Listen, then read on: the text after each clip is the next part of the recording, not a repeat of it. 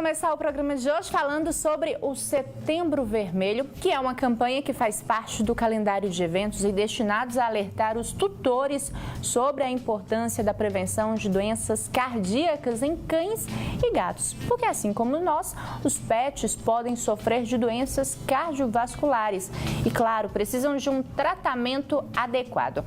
Ao vivo eu estou recebendo a médica veterinária, a doutora Camila Giunco. Falei certo? Isso, tá certinho. Doutora, boa tarde, seja bem-vinda. Boa tarde, é um prazer estar aqui com vocês. Primeiro, que eu não sabia que os bichinhos também podiam ter problema no coração. Sim, eles desenvolvem problemas cardiológicos assim como os humanos. E como é que eu devo ficar atento ali com o meu bichinho, com o meu gato, com o meu cachorro? Somente gato e cachorro ou outros animais também podem desenvolver? Qualquer espécie pode desenvolver problemas cardiológicos, né? E a gente aproveita, né, setembro, que é o Setembro Vermelho, porque dia 29 de setembro é o dia do Mundial do Coração, né? Então, o mês de setembro ele é todo dedicado para a conscientização das doenças cardiológicas. Assim como nos humanos, os pets também desenvolvem. Então, a gente aproveita aí esse mês para conscientizar os tutores.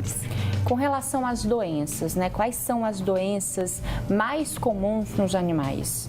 Certo, falando de cardiologicamente, né, nos gatos eles têm mais problemas de cardiomiopatia, nos cães de valvulopatia, também cardiomiopatia, e eles desenvolvem sinais que os tutores conseguem perceber, né, como um edema de pata, um abdômen mais abaulado, cansaço excessivo, às vezes vai passear, não aguenta passear como aguentava antes, relutância.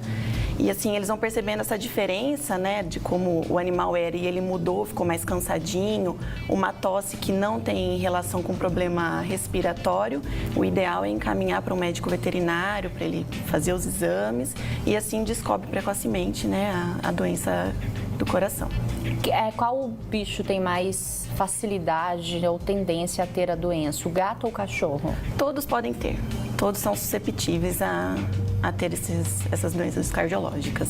Falando de tamanho, porque às vezes, né, os cachorros maiores, eles têm uma facilidade, eles contraem a doença com mais facilidade, ou também isso não tem nada a ver, o porte do cachorro pode ser grande ou pode ser pequeno, tanto faz? Tanto faz, o porte ele não vai falar se ele vai ter mais doença cardiológica ou não. Tem algumas raças, né, que são predispostas, como o Poodle, o Lhasa, o Shih Tzu, o Boxer, mas qualquer espécie, qualquer animal, ele está predisposto a ter uma doença cardiológica. É genético? Sim, ela tem caráter genético, né? Ou pode ser também adquirida. E como é que eu consigo identificar, diagnosticar ali o meu animal que pode ter aí uma doença do coração? Se o tutor perceber, né, esses sinais que eu disse, um cansaço, uma tosse, um edeminha de pata, né, um abdômen abaulado, ele encaminha para o médico veterinário e ele vai pedir os exames. Um eletrocardiograma, um ecocardiograma, né, que é um ultrassom do coração, um raio-x de tórax, que você consegue avaliar a silhueta cardíaca. Também pode fazer o uso de Holter, que é igual ao do humano, né, que fica 24 horas com um aparelho. E assim, o cardiologista veterinário, ele consegue fazer o diagnóstico preciso. Bom, e nos animais, as doenças cardíacas, elas têm uma idade para chegar ou pode também acometer animais mais novos? Ela pode acometer animais mais novos. Geralmente a gente vê né, de uma idade média para cima, mas ela pode acometer qualquer idade. Como ela tem predisposição genética, né? Então ela pode acometer qualquer idade.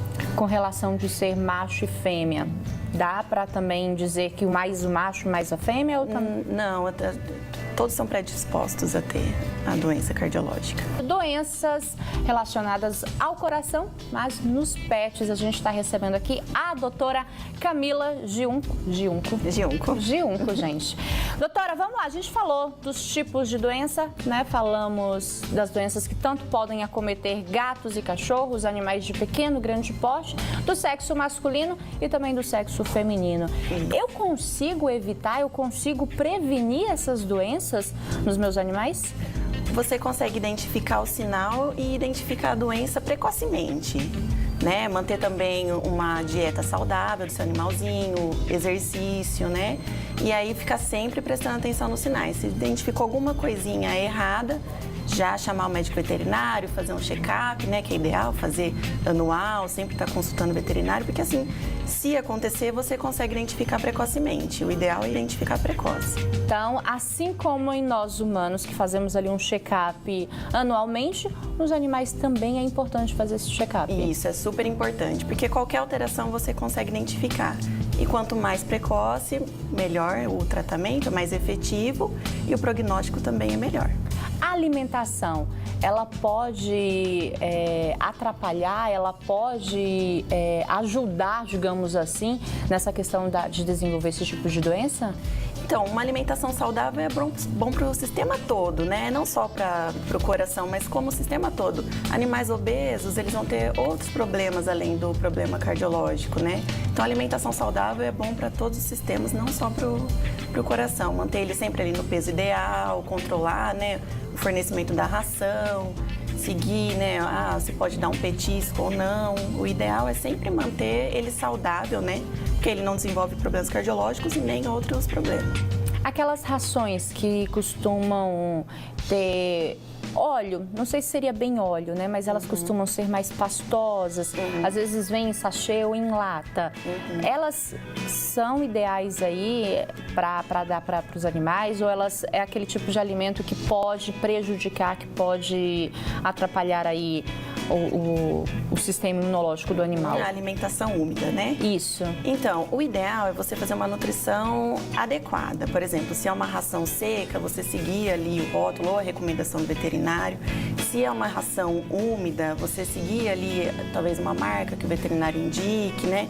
Porque cada animal, dependendo da idade, dependendo do peso, dependendo da doença que ele tem uma recomendação alimentar, né? Então, o ideal é sempre seguir o que ele precisa. Independente do alimento que seja, se é a alimentação natural, se é a ração seca ou se é a úmida. Tratamento. O tratamento, quem indica o tratamento é o veterinário cardiologista, né? Passa pela consulta, identifica, né, qual é o problema cardiológico e assim ele dá o tratamento. Com medicações, né? São medicações que podem tomar para o resto da vida, dependendo, né, do grau da doença. E assim, quando identifica o problema cardiológico, o ideal é manter também uma visita ao cardiologista, porque aí regula, né, a medicação, ver se dá para aumentar a dose ou diminuir, ver como que tá, né, o coração em relação à medicação, se ele está melhorando ou não. Tem cura essas doenças? Tem como você monitorar, né? Dependendo da alteração, né? Se for uma alteração de caráter genético, você monitora ela e vê se ela piora, se ela aumenta ou se ela mantém. E aí é sempre bom, por isso que é bom ficar observando, né, os sinais clínicos, levar o veterinário, fazer o check-up, porque assim você consegue controlar. Se ele já tem o problema, você consegue controlar ele. Sempre bom levar no médico veterinário, só fazer as consultas, tudo certinho? Sim, e se atentar aos sinais. Doutora, obrigada pela participação da senhora aqui. Obrigada a você. Uma boa tarde para a senhora, tá?